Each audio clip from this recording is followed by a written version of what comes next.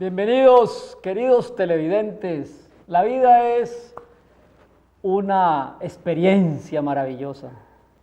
La vida es un espacio que Dios nos proporciona para que decidamos dónde vamos a pasar la eternidad. La vida, aún con sus contratiempos y afanes, es preciosa. Y qué bueno que la querida teleaudiencia, los visitantes a este espacio, los televidentes, tuviésemos un concepto claro del sentido y significado de la vida. La vida es una oportunidad que Dios le brinda a usted y a mí para que nos encontremos con Él. En un estudio bíblico que tenemos durante la semana con caballeros, decíamos algo como esto, que el más grande regalo que Dios le ha dado a la humanidad es la palabra, que está en forma escrita en la Biblia y en forma humana en Yeshua o Jesús. Y la vida tiene sentido en la medida que nos encontramos con su palabra, con el verbo, con el logos, con el verbo que se encarnó en Jesús. Quien no tuvo la oportunidad durante su vida de encontrarse con Jesús y su palabra, vivió en vano. Vivió en vano. Dicho de otra manera, perdió su vida. La vida por la eternidad tiene sentido si nos encontramos con el Dios de dioses, con el Señor de señores, con Jesús, con el Eterno, con su palabra eterna y bendita. Hay un texto en la Escritura que nos aclara todo esto que hemos dicho. Y está en la primera epístola del apóstol Pablo a los de Corinto. A los de Corinto. En el capítulo 15.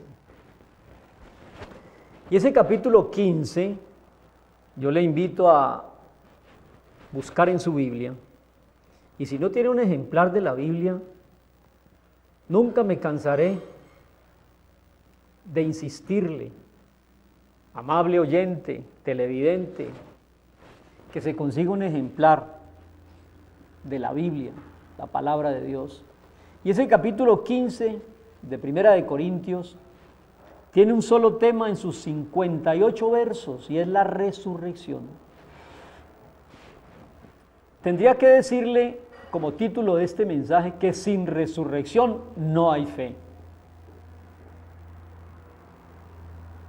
La fe es una palabrita de 2 letras que mucha gente se pregunta y se cuestiona. La fe no es creer en cosas absurdas. La fe es creer en Jesús que resucitó. Y esa resurrección hace de Jesús el único personaje exclusivo en toda la historia humana. Sin resurrección, vana es la fe. Sin resurrección, tonta es la predicación. Sin resurrección, el mundo entonces puede hacer lo que quiere, porque todo terminaría en el sepulcro. Sin resurrección, como vive mucha gente, entonces no les queda sino la opción de comer y beber porque mañana muere. No le queda sino la opción de a vivir, que son 2 días.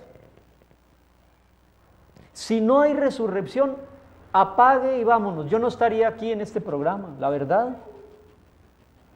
Así que la fe tiene un soporte real e histórico en Jesús y tiene una respuesta trascendental y eterna en la resurrección de Jesús de entre los muertos. Primera de Corintios 15 es muy claro, clarísimo ese mensaje. Primera de Corintios 15 es un texto que puntualiza como ningún otro la evidencia de la trascendencia, la evidencia de la eternidad. Sin resurrección no hay esperanza, no hay trascendencia, no hay nada. Podemos portarnos como queremos, pero cuidado. Jesús resucitó como la primicia o como el primero de la larga lista de los que resucitaremos para salvación eterna y de la larga lista de los que vivieron de espaldas a este acontecimiento cumbre de la fe, que es la resurrección, y resucitarán también, pero para condenación eterna.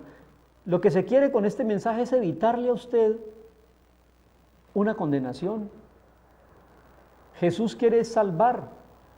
Y mire lo que dice el texto: les declaro, hermanos, que el evangelio que hemos predicado, el cual recibisteis, el cual también perseveráis, por el cual asimismo, si retenéis la palabra que os he predicado, sois salvos, si no creéis en vano.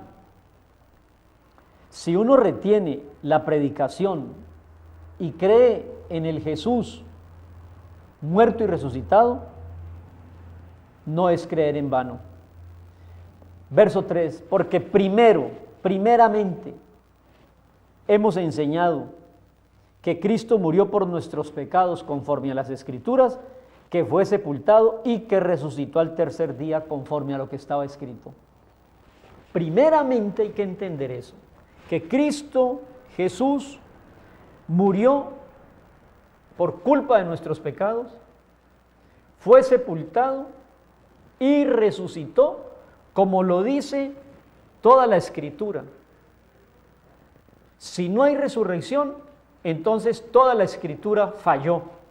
Y si falló la Escritura, apague y vámonos. Esto es mucho más serio, este argumento, de lo que podemos pensar. Sin resurrección no existe la fe. Yo no puedo tener fe en un crucifijo, ni en un cadáver, ni en un muerto. No, yo tengo que tener fe con una certeza extraordinaria en quien venció la muerte, porque la vida es eterna. Así que ese capítulo 15 es una prueba, yo diría que es la prueba reina, que confirma que no estamos equivocados los que hemos creído en Jesús, que murió por los pecados, 1, 2, que fue sepultado, y 3, que resucitó. Hay un argumento de Pablo, el gran apóstol y teólogo Pablo, cuando le escribe a los romanos en esa carta, y dice claramente en la introducción de la epístola a los romanos que es uno de los tratados teológicos más profundos que uno puede conocer. Él dice que Jesús fue declarado Hijo de Dios por la resurrección de entre los muertos. Pero es muy difícil para la gente a veces creer en Jesús y mucho más difícil para la gente creer en la resurrección de Jesús y mucho más difícil creer que un día todos resucitaremos con un cuerpo. Y eso es lo que habla ahí el capítulo 15. ¿Por qué argumento con tanta insistencia en este tema? Pues con una razón muy sencilla. Hay que insistir en ese pasaje de Corintios porque es la piedra angular donde se construye todo nuestro andamiaje doctrinal y de vida eterna, en la resurrección. Pero miren ustedes que esto va un poco más allá, da un paso más. Hay un valor agregado en toda esta argumentación y le quiero invitar al verso 5 y siguientes. Mire lo que dice el 5. Apareció a Cefas y después a los 12. O sea, Jesús cuando resucitó se apareció. Nosotros no estamos siguiendo una fábula, amables televidentes. Hay argumentos demostrativos claros de la certeza de Jesús regresando de entre los muertos. Por ejemplo, tengo uno.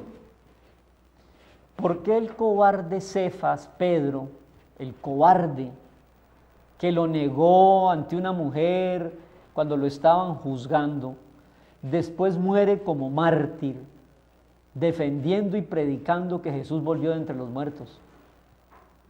Explíqueme ese cambio en la personalidad de Pedro. ¿Por qué el cobarde de la crucifixión es el mártir de la resurrección? ¿Por qué? Nadie se hace matar por una mentira.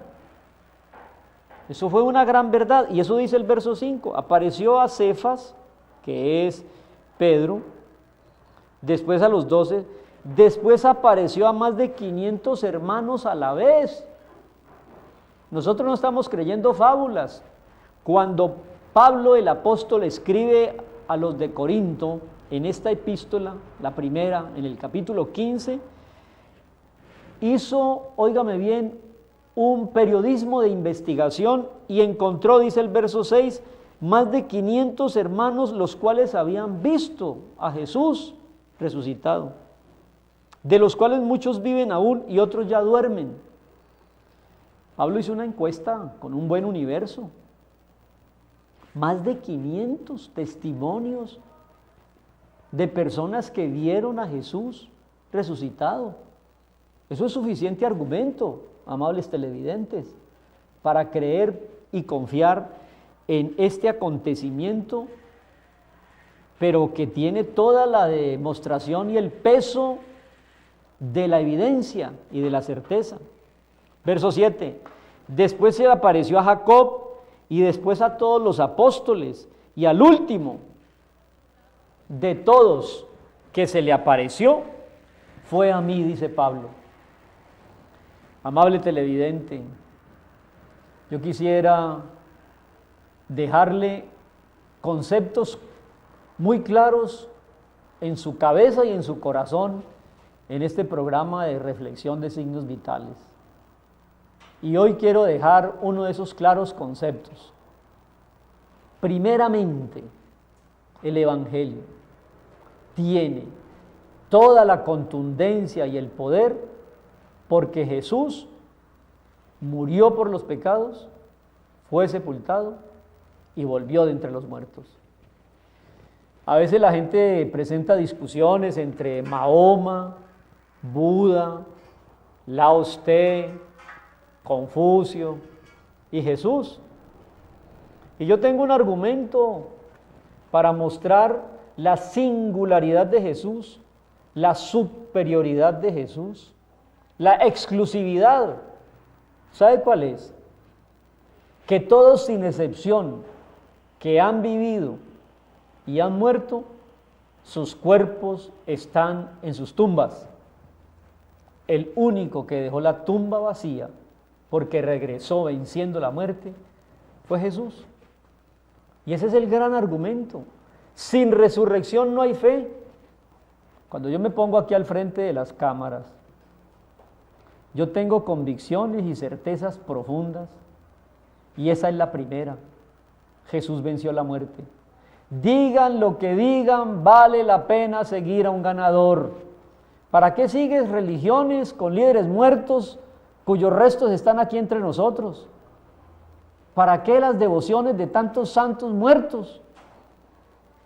Los muertos nunca regresan, no interceden, no son mediadores. Entonces yo no sé por qué las gentes insisten en religiones muertas, con líderes muertos. El único que venció, el primero que venció las primicias de la resurrección fue Jesús. Todos los demás, ahí están sus tumbas. Todas las tumbas del mundo son famosas por lo que contiene. La gente, por ejemplo, en Rusia lleva sus buquetes de novios a la tumba de Lenin, famosa porque ahí está Lenin. La gente peregrina a la tumba del Vaticano donde está Juan Pablo II. Ese lugar es famoso porque ahí está el cuerpo de Juan Pablo, ¿sí? ¿Sabe por qué es famosa la tumba de Cristo? Por lo que no contiene. Todas las demás son famosas por lo que contiene. La tumba vacía de Jesús es famosa porque allí no está Él. Léase el capítulo 15 con sus 58 versículos sobre la resurrección y encontrará usted esas hermosas evidencias. No solamente el cumplimiento de lo profetizado, según las Escrituras, sino también la evidencia de las apariciones del resucitado. Dice aquí, versículo 5, a Pedro, a los 12 apóstoles, a más de 500, a Jacobo, otra vez a los apóstoles, y al último que se le apareció fue a Pablo. Cuando iba camino a Damasco, persiguiendo los que predicaban la resurrección, Jesús se le apareció en el camino, cayó al suelo y le dijo: ¿por qué me persigues? Le dijo: ¿quién eres tú? Yo soy Jesús a quien tú persigues. Y de ahí se levantó el Saulo que cayó al suelo, perseguidor, se levantó el Pablo apóstol, el Pablo apóstol, el que nos escribe esta epístola, primera de Corintios 15, y en la cual yo les invito a que lean tranquila y desprejuiciadamente para que lleguen a entender que la fe es porque Jesús resucitó. Sin resurrección no hay fe. Sin resurrección no hay victoria, ni vida eterna, ni trascendencia. Si Cristo no resucitó, somos entonces los más tristes y engañados personajes de la tierra. Pero ojo, no encontraron el cuerpo, Jesús dejó la tumba vacía, subió al cielo, envió su Espíritu Santo y ha de venir muy pronto a juzgar a los vivos y a los muertos. Tu vida y la mía por la eternidad depende de la respuesta que le demos a Cristo hoy. Que el Señor te bendiga. Y si Jesús no regresa en el transcurso de este día, mañana, si Dios quiere, aquí nos encontramos. Que el Señor le bendiga ricamente.